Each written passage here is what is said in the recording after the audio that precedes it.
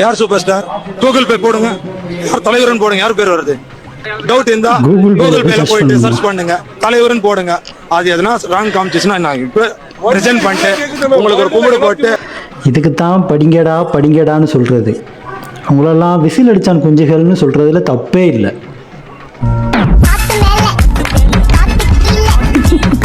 Kota இதெல்லாம் trending சாங்காடா.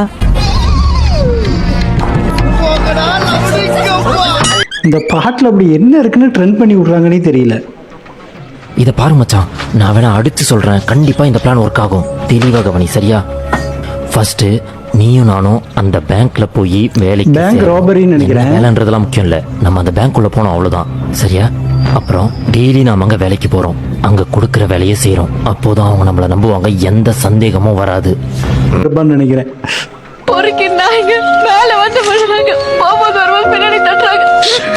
கேக்குது வெக்கமா இல்ல? அவங்கள பிடிக்கதானே நீங்க சம்பளம் வந்தீங்க, யூஸ்லெஸ் ஃபெலோஸ். Meanwhile,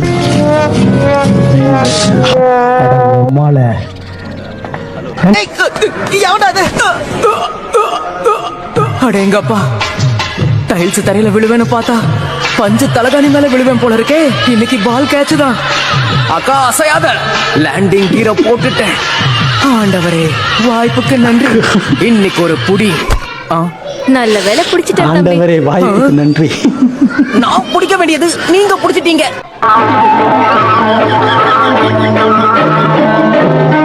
இந்த நேரத்துல நீ தூங்க கூடாது. என்ன பண்றது? அதுதான் ஒரே வழி.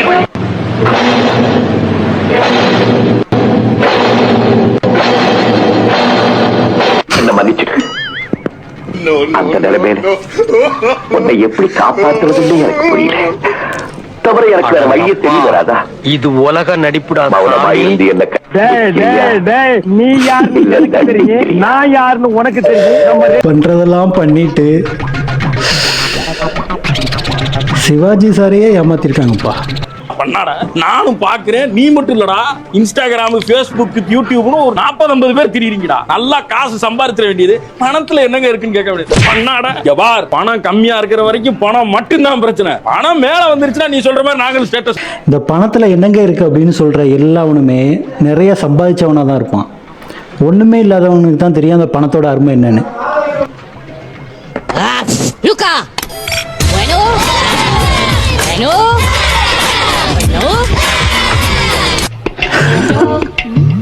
என்ன ரொம்ப அழகா இருக்காங்கல்ல, ரொம்ப அழகா இருக்காங்களா?